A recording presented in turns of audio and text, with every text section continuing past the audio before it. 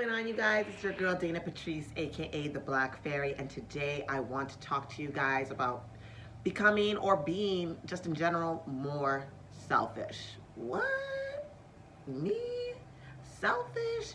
Yes, we should all be selfish. We're gonna get into it. I'm gonna explain why, but before I do, I want you to check out my page. Please like, share, comment, subscribe, click that notification bell so that you never miss any new content, which as of the month of June is every day.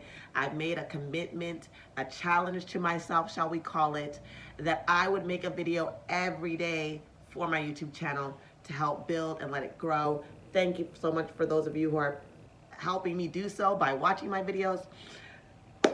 Let's get into it.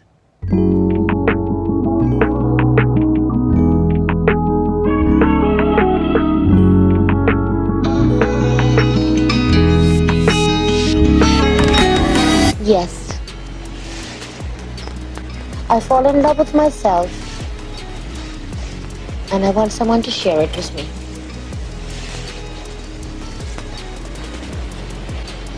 I want someone to share me with me.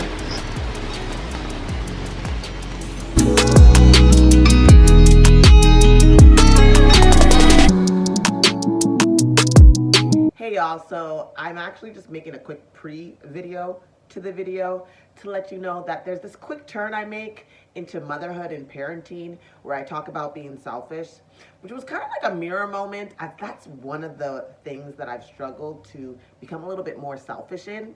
So I just wanted to give this little disclaimer and kind of turn over, and it seems like is she talking about this or that, but they both incorporate at the end and you'll see it, but I still editing it. I just felt like I needed to tell y'all. Okay, you may be in the comments like, girl, you didn't need to do that, we would have figured it out, and maybe you would have, but I did this anyways.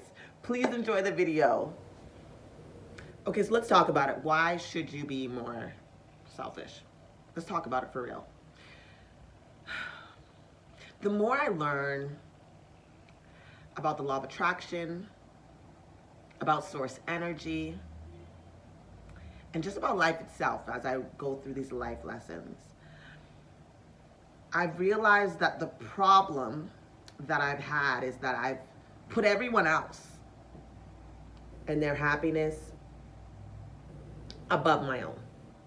As a mother, as a daughter, as a sister, as a friend, I constantly have found myself in these people-pleasing positions that don't serve me.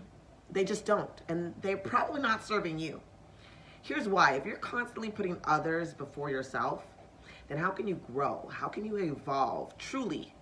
How can you truly say that you're happy and that you love yourself if everyone else is more important than you? Right? And a lot of people be like, okay, you sound crazy.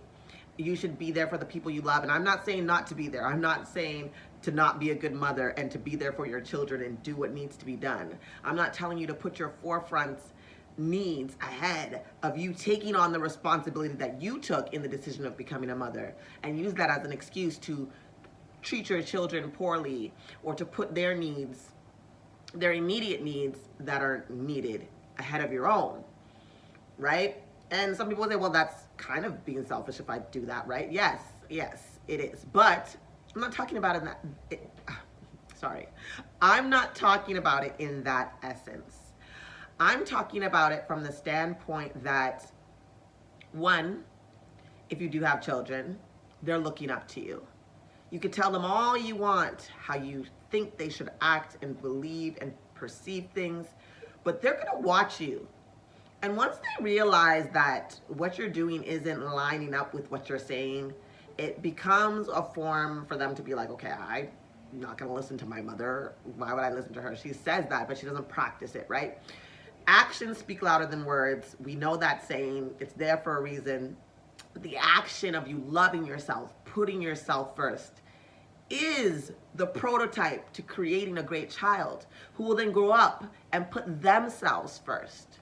Right? Because they saw you do it and they know what it looks like and they saw how it generated life, because at the end of the day, You pushed out that child, but that child has their own life and traumas to work through, and you have to be the action that they see of, well, how do I deal with these issues? They're looking at you. They're remembering you when they think of things. They think about how other people around them, specifically the main character in their, outside of themselves, obviously, in their story, being usually the parents for uplifting values and such things. They're looking at you to figure out, how should I do this? So you being selfish is actually a benefit to your child within the aspects that I'm speaking. When it comes to children, I'm not saying like, oh, well, I wanted this new purse, I'm not going to buy groceries. You know what I'm saying, for my kids? Or I'm not going to, no, that's irresponsible. You know, you made a decision to become a parent, perhaps. And in that decision, you took on a responsibility to care for them. So if they have everything that they need and you're doing your best, in the other spaces in your life, be a little bit more selfish. I know mothers, and I know I did this, who lay it all on the line, don't do anything for themselves at all, in the guise of trying to be a good mother. But what they end up doing, a lot of the times, not all the time, is end up raising people who then go out into the world and expect people to have that same expectation of them, and that's not fair. It's not. The expectation that, well, this is how I was raised, this is what I got, this is what I received. It doesn't quite sit well with me. It's also a benefit to you. You should put yourself first. Stop allowing people to make you do things that you don't want to do. Stop allowing people to change you so that you fit in to whatever it is they think you need to fit into. You know, I'm a big advocate for being yourself, standing strong in that truth. And that's what being selfish is all about. So I'm here for it. I'm all for it. Okay, I'm all for being selfish now, right? But there were times when, like I said, where I allowed other people, especially friends, because I am not, was not, past tense, as close to my family during my late teen years and my early 20s. I was amongst a lot of friends. And because I was amongst a lot of friends, navigating things, trying to figure out who I am, figure out my place, I felt unloved, I felt unsafe a lot of those years. So it was easy to be a people pleaser because I have a lot of abandonment issues that I hadn't worked through that were holding me to people that really weren't good for me. Me doing things that I didn't want to do because I wanted to be accepted, and I didn't want these friends to leave me as I felt my family had and other friends had, right? Not feeling like I had a safe space, not realizing that the love and the strength that I was looking to help gather from others was already existing inside me. Already inside me, right? This was a hard pill to swallow when I realized how much I let people walk all over me, how much I let people take from me energetically, physically, monetarily, the amount of times that I gave my last to people that I knew deep down inside wouldn't do the same for me. But then there was something inside of me, be the bigger person, I'll be honest, I kind of blame this on my Christian upbringing, right? Like turning the other cheek and doing for others as you would want them to do unto you. Now I'm reciprocal, okay? Now I'm reciprocal. I don't do unto others how I want them. Yes, I do. I always treat people how I want to be treated.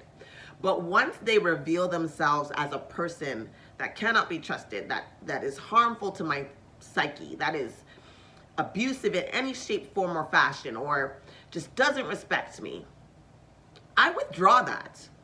You don't get that just because, oh, well, that's how I would want to be treated. No. If I'm treating you like sugar, honey, iced tea, you have every right to cuss me out. You have every right to cut me off. You have every right to put yourself first. You don't have to deal with my bullshit. Just because I'm going through toxicity means that you have to take my mental, emotional, and maybe even physical abuse. That is insane to me. No. And that can happen in friendships. I'm going to do a video directly about toxic friendships because I had a lot of experience with that. But those things taught me that I need to be selfish. Like, people respect selfish people, because they know that, yo, this girl's not gonna take my shit. This girl's not gonna, you know, allow this. You set your boundaries, right? And I feel like a lot of us, you know, have come to a point where we're really starting to like having to do that. We're realizing this. I feel like as a group of people who are in the middle of this ascension, we know like we are trying to move forward and move through. And being selfish is one of the ways to do that. Put yourself first. Put your happiness first, right? And then respect others for where they're at and where they are. And if they aren't on your vibration, then leave them where they are. You don't have to hate anybody.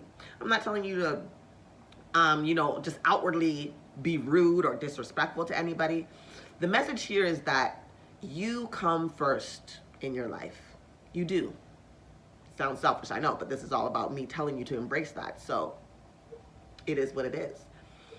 But don't let people con you into doing things and to being a certain way just because that's what they need from you. Always put your needs ahead of everybody else.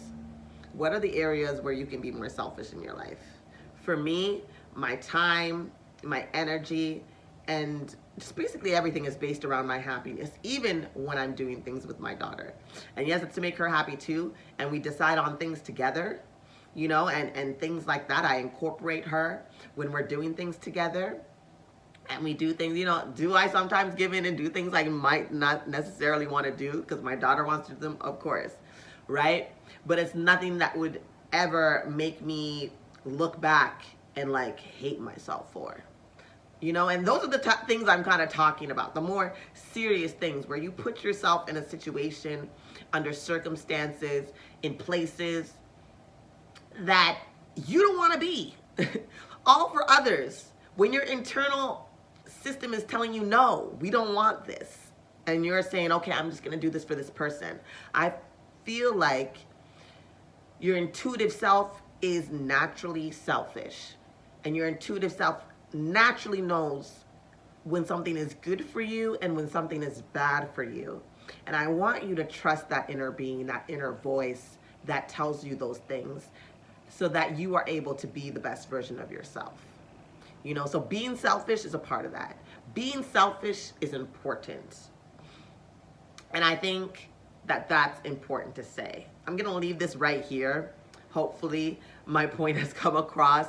I hope that you start putting yourself at the forefront of your dreams and all of your desires and really doing what it is that you want to do, no matter what it looks like to anybody else, because we're all not perfect. We're all working through trauma, and we're all just trying to live our best lives.